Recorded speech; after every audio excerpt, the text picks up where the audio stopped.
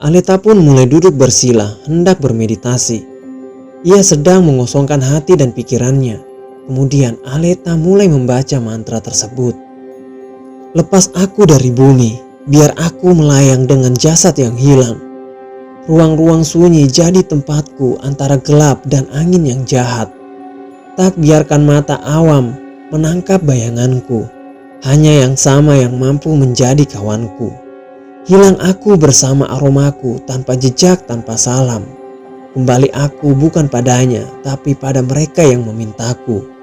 Aku lepas napas dan nafsuku untuk pergumulan dalam kegelapan. Perlahan dengan hitungan yang pasti ia membaca dengan hati-hati sampai di kalimat yang terakhir. Aleta mulai merasakan kepalanya berat. Pandangannya mulai kabur. Sampai kemudian ia pun pingsan. Dan tak lama kemudian Aleta terbangun terkejut. Ia sudah berbaring di atas ranjang. Ia ingat betul bahwa tadi ia sedang duduk di lantai dengan sebuah buku asing berisikan mantra. Aleta turun dari pembaringannya. Ia mencoba mencari-cari keberadaan buku tersebut. Namun tak jua ditemukannya benda itu. Aleta beranjak keluar dari kamar, mencoba mencari Salia. Otaknya langsung mengarah pada gadis itu, karena selama ini yang bisa keluar dan masuk kamarnya hanyalah Salia. Namun baru saja tangan mungilnya ingin membuka pintu, ia menghentikan langkahnya. Aleta baru ingat bahwa selama ini Salia tak pernah memberitahukan di mana kamarnya berada. Apa mungkin ia harus mengetuk ke 49 kamar yang ada? Gagang pintu pun ditarik. Beberapa langkah keluar dari kamar, ia begitu terkejut. Bangunan ini tak sepi lagi. Banyak gadis-gadis berpakaian mirip seperti Salia nampak asik berbincang-bincang di depan kamar. Ada pula yang asik membaca buku. Mereka semuanya berwajah Indo. Aleta melongok ke lantai bawah. Di taman ia bisa melihat beberapa gadis asik bermain ayunan.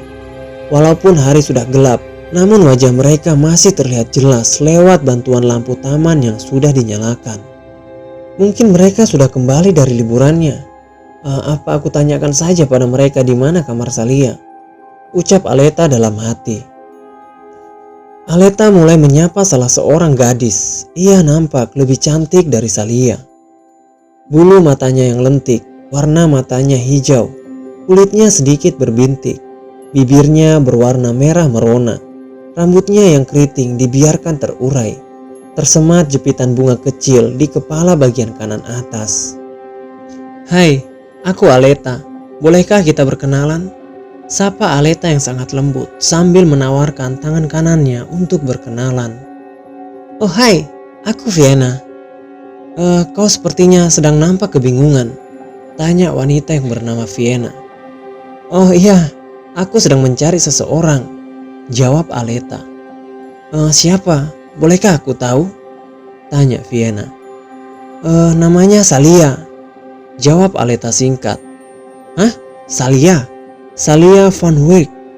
Dia ada di kamar 66, jawab Vienna sambil mengarahkan jari telunjuk ke kamar bernomor 66. Setelah mengucapkan terima kasih, Aleta langsung pergi meninggalkan Vienna dan beberapa temannya. Ia berusaha mencari kamar yang dimaksud. Sesampainya di sana, Aleta melihat sebuah pintu kayu bernomor 66. Ah, ini dia, ucap Aleta di dalam hati. Aleta mengetuknya, tak ada jawaban sama sekali. Berkali-kali diketuk, masih juga tak ada jawaban. Aleta pun memberanikan diri membuka pintu kamar itu sendiri, lalu menutupnya kembali. Sangat hati-hati hingga tidak menimbulkan suara sedikit pun. Lampu kamar ini pun sangat redup, dan ada yang berbeda dari ruangan ini. Tempat tidurnya dibatasi sebuah sekat, dan itu tak dimiliki Aleta di kamarnya. Jadi saat masuk ke kamar, orang akan melihat meja kecil dan 2 kursi kayu terlebih dahulu. Sebuah meja kecil berbentuk persegi nampak penuh dengan foto-foto Salia.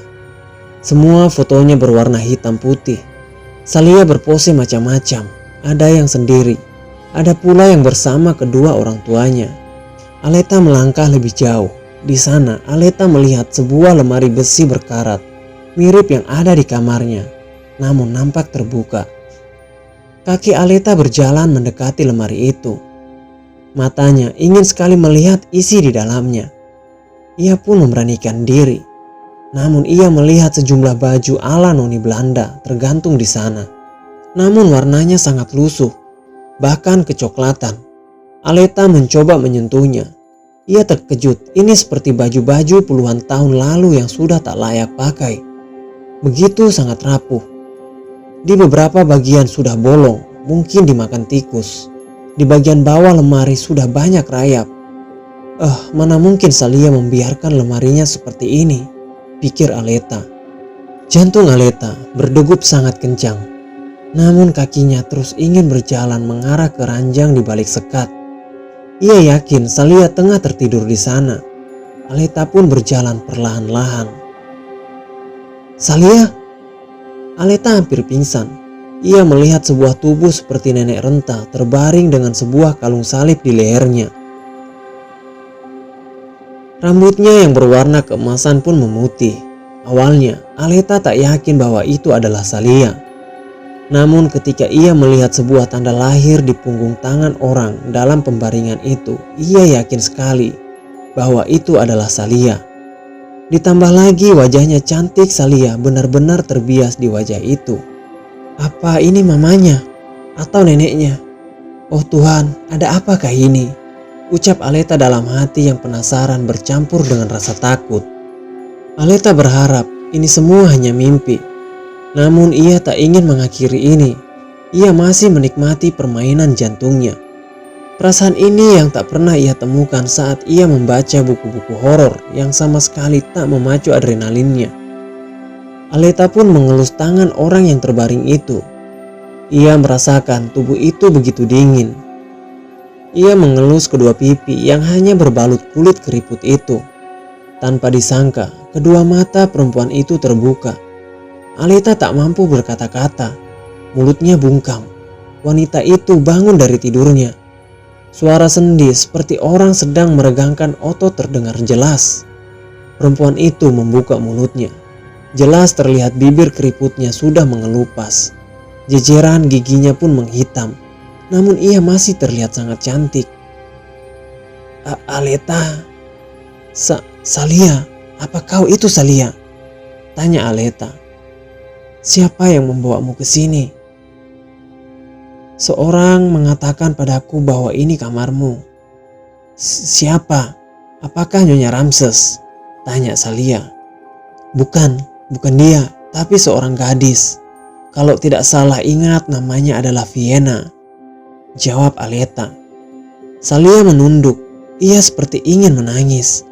Aleta kasihan melihatnya. Aleta, maafkan aku. Harusnya kau tak sampai di sini. Kau pasti sudah melihat mereka bukan? Tanya Salia. Mereka siapa? Jawab Aleta yang masih bingung. Gadis-gadis yang ada di bangunan ini, kata Salia. Iya, tapi tunggu. Kau harus menjawab dulu pertanyaanku. Apa kau benar Salia? Mengapa kau amat berbeda dari kau yang kemarin?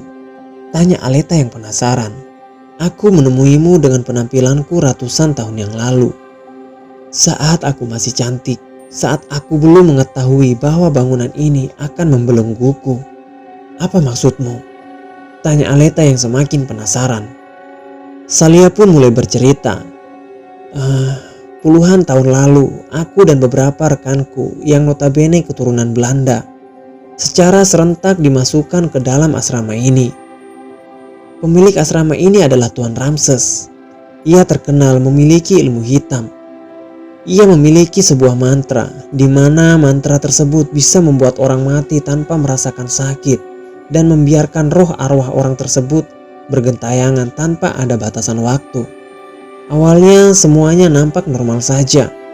Namun setelah 1 tahun berlalu, satu persatu para gadis menghilang. Sampai yang terakhir sahabatku Lucia. Sebelum menghilang, ia sempat menuliskan surat kepadaku. Ia menceritakan tentang siapa Tuan Ramses dan Nyonya Ramses yang sebenarnya. Lalu ia memberikanku kalung salib ini. Ternyata Tuan Ramses mengetahui surat yang diberikan Lucia kepadaku. Maka dengan ilmu hitamnya, ia mengurungku di sini. Sampai akhirnya Salia menggantungkan kalimatnya. Ada bulir air mata yang keluar dari pelupuk matanya. "Sal, lanjutkan ceritamu. Mungkin aku bisa menolong," ucap Aleta yang penasaran namun juga kasihan kepada Salia. Sampai akhirnya aku tak bertahan lama dalam ruangan ini, Let. Mereka sama sekali tak memberiku makan. Aku pun mengidap asma. Hingga di bulan ke-6 aku menghembuskan nafas terakhirku. Lanjut Salia dengan ceritanya. Aleta kaget. Aleta menjauhkan posisi duduknya dari Salia. Ia tidak menyangka kini ia benar-benar bertemu hantu. Ada sedikit ketakutan membanjiri dirinya. Ia setengah bergidik. Ia takut tiba-tiba Salia mencekiknya hingga mati. "Kau tak perlu takut, Leta. Kita sama saat ini. Hanya saja aku mati dengan jasad sementara kau tidak," jelas Salia. "Apa maksudmu?" tanya Aleta yang bingung. "Tak ada satupun manusia yang bisa melihat banyak orang di sini, kecuali mereka yang sudah sama-sama mati dengan membaca mantra itu. Jika kau sudah bertemu Vienna, itu sama halnya kau sudah seperti dia dan lainnya. Aku dan Nyonya Ramses mati karena takdir Tuhan, namun tetap kami belum bisa tenang karena jasad kami tak pernah ditemukan," jelas Salia. Aleta pun gemetaran, tubuhnya dibanjiri keringat. Ia tidak percaya bahwa dirinya sudah mati. "Bohong, kau bohong kan? Kau ingin membohongiku kan, Sal? Aku sudah menganggapmu sahabat, namun kau tega membohongiku," ucap Aleta yang seakan tak percaya. "Cobalah kau pergi keluar kamar. Ini pukul 8 pagi. Silahkan kau nikmati mataharimu," ucap Salia. Aleta pun berlari keluar kamar, meninggalkan Salia di dalam kamarnya. Tiba-tiba, "Aduh, sakit!" Aleta berteriak. Ia kesakitan. Tubuhnya seperti terbakar. Ia pun kembali masuk ke dalam kamar Salia. "Sudah percaya, kau tak akan lagi bisa menikmati pagi, siang dan soremu. Kau hanya bisa menikmati malammu saja.